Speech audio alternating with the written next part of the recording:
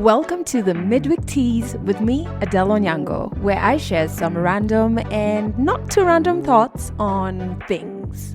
And in this episode, let's talk about one particular choice a lot of women are making and the terrible reactions they're getting for making this choice. This episode is for the women who didn't follow the path that was assumed for them. And it's for the ones who stepped off the map and decided to honor their truth, to be very honest.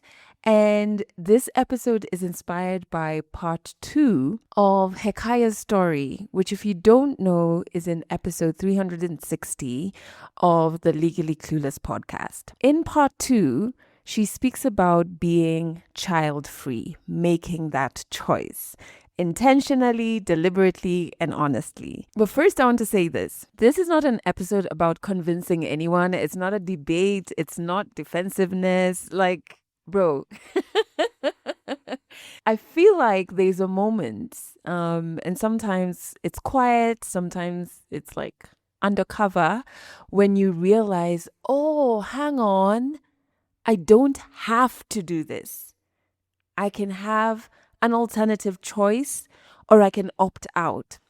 And I think for a lot of us women in our generation and younger, we are beginning to action those thoughts. Quite a few of us watched our mothers and our grandmothers follow a path in life that was pre-designed and pre-selected for them. And quite a few of them did this for survival, because it was a different time, but also because their choices were limited to that. And them following that path for quite a few of them was a sacrifice so that the women who came after them could have more choices or could opt out, right? And this is not only limited to motherhood, but in this episode, we're going to be looking at motherhood. I, over time, came to the understanding that motherhood isn't a destiny that is stamped onto my life. You know what I mean? Because before, that's what it was. That's what it was presented to me as. Like, before you even understand yourself, guess what? You are going to grow up and be a mother. For very many of us, this realization, it doesn't arrive wrapped in celebration. I feel like people assume that, but it arrives wrapped in confusion, in guilt even, because the world is still built on the assumption that women will want children. And if they don't, then something must be missing, broken, or unfinished, right?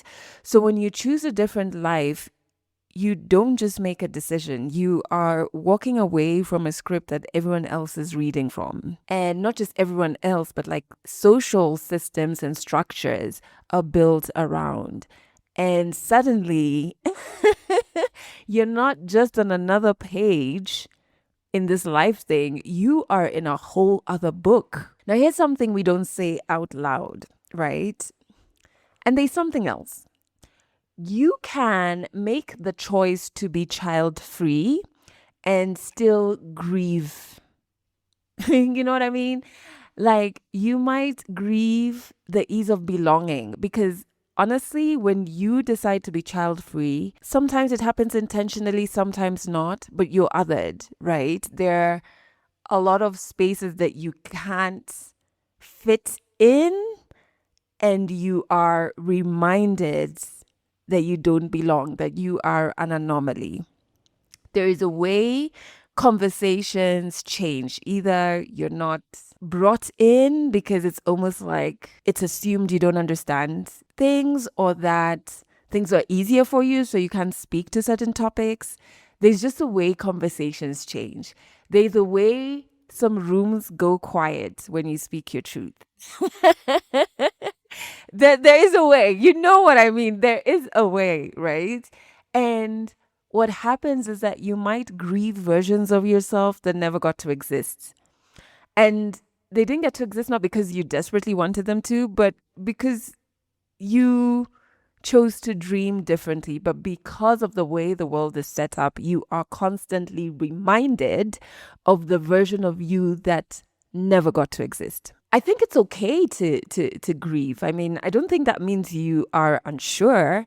I don't think it means you regret your life decision. I just think it means you're being honest, right? And you are acknowledging that grief is what happens when we consciously choose one life and lovingly release another. And one thing I love about being child free is that it has forced me to really dig deep and answer the question, who are you if you're not a mother?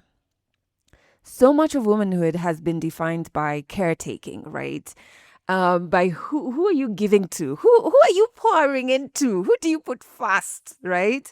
And when motherhood isn't the anchor of your identity, then comes the question that nobody prepared you for.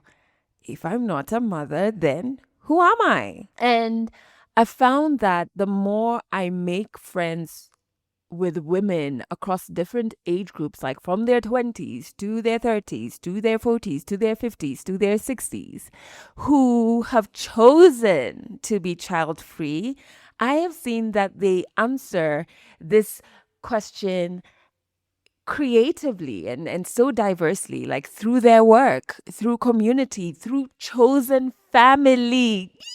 That one, and friendships, through deep intentional living. But one thing that I've seen be very consistent across all of them is that self definition and taking the time to answer that question takes labor and takes self awareness, which is a beautiful thing, but it's also intense, right? It almost speaks to like when no role is handed to you, you have to build one for yourself, because the one that's handed to you is like, hey, a woman is a mother. And you're like, no, thanks. And society is like, okay, go figure out who you are then. And that experience can feel both terrifying and just wildly freeing. I feel like I gravitate between the two. There are moments where I'm like, ooh, I am on the right track for myself, right? Right? Right? And then there are moments where I'm like, although this I feel like is very consistent for me in the grander scheme, not only just being child free, but like in my version of womanhood, what's most consistent is gratitude. I am so thankful to myself for giving myself this life of ease, this life of slowness, this life of intentionality, this life of questioning what is expected of me as a woman and going back inside and saying, hey, the world expects this or society expects this, but what do you feel like doing, babes? You know what I mean? And I've never disappointed myself by defining womanhood for myself. I have disappointed society, but I have never disappointed myself. Now, there is a lazy myth that child free women live lighter lives. That we are selfish. We have no burdens, nothing to stress us. We are free. And I feel like parts of that myth, especially the ones on freedom, really make other people who have subscribed to, let's say, motherhood, which is not a bad thing. Hey, it's not a bad thing. But it makes quite a few people, even broader than that, like it makes society quite uncomfortable. But like, dudes, there is no adult in present day who is not carrying immense responsibility, man or woman or whatever gender they subscribe to. There is no adult who is not carrying immense responsibility, right? We can be child free and still be emotional anchors in various relationships. We can be child free and still have pressure to show up We still have the normal adulting responsibilities, right? We can be child free and still have to hold space for others, you know? And especially because we're child free, there's this foolish expectation that we need to be endlessly available because we don't have kids. Y'all need to be serious. There is no adult right now, I repeat, who is not carrying immense responsibility. Just because mine doesn't include children doesn't mean I need to be or can be endlessly available. Because care doesn't only show up in motherhood, responsibility doesn't only show up in motherhood, right? Like, stress doesn't only show up in motherhood, exhaustion doesn't only show up in motherhood. Like, and so, this idea that choosing to be child free means you don't care is wild to me because we still communicate care in listening and tending and being present. And choosing not to be a parent doesn't mean choosing not to care, please. It just means we're choosing how our care is expressed. But there is a cost when it comes to choosing to be child free. And this is a truth. It's not a warning, right? Some friendships drift away or shift or die. Dating can feel harder, especially in spaces where childhood is assumed, expected, or demanded. I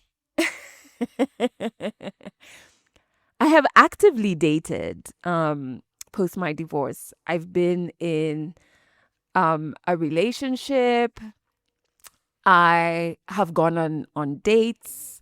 I have had this conversation with, you know, partners or potential partners about being child free. And sometimes it's easy. You know what I mean? Like sometimes there is a respect for the clarity. Sometimes there are men who will say, one guy told me, oh, I'm not too big on kids. You know, if they come, they come. If they don't, they don't. And I'm like, you can't have that energy with children. It's a very intentional decision. And then, it's not as clear as me who is very clear that I'm child free. Sometimes you're both child free, and that's incredible. I have experienced that. Sometimes, especially, which I'm beginning to see now, because I have dated younger, you know, for the first time. I've never dated someone younger than me. And so this is in the past. And so I have experienced it for the first time fairly recently. And what is surprising is there is an acknowledgement for my child freeness that I feel like the older guys I've been involved with in the past just didn't have the capacity to acknowledge. But there's also terminology, and I think it speaks to like the cultural context a lot of younger men have grown up in. So that has been interesting, right? But it does add complexity to dating, you know? Um, Other relationships that may feel strained could be relationships within families because family members might pressure you or go silent or treat you like you're stubborn or treat you like you're immature and they're waiting for you to outgrow this phase. And what that means for me as a child-free woman is I have to bravely build my own ecosystems of belonging. And I think this is what many child free women have to do, right? So you have to build your own, if need be, chosen family, build deep friendships, build communities that don't require explanation and that see you for you, including your decisions. It's not always easy to do that, but it's it's incredible once you get it right. Trust me, like, especially with friendships, I can say I have few female friendships right now that truly see me and see my decision to be child free, you know? So if there's one thing I want you to take from this episode, it's this. You do not owe anyone clarity before you've offered it to yourself. You're not a group project.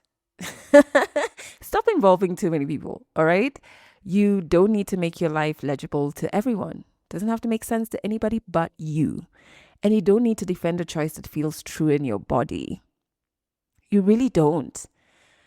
And peace doesn't come from being understood. Nah. It really truly comes from trusting yourself, even when others don't, you know? And I hope that really sits with you once you've listened to this episode. And if you connected with it, please share it with someone that you love. And if you too are child free, let me know in the comment section wherever you're listening to this on. Thanks for listening to the Mid Week Tease, a Legally Clueless Africa production. Episodes go out every Wednesday, and you can learn more about us by going to legallycluelessafrica.com.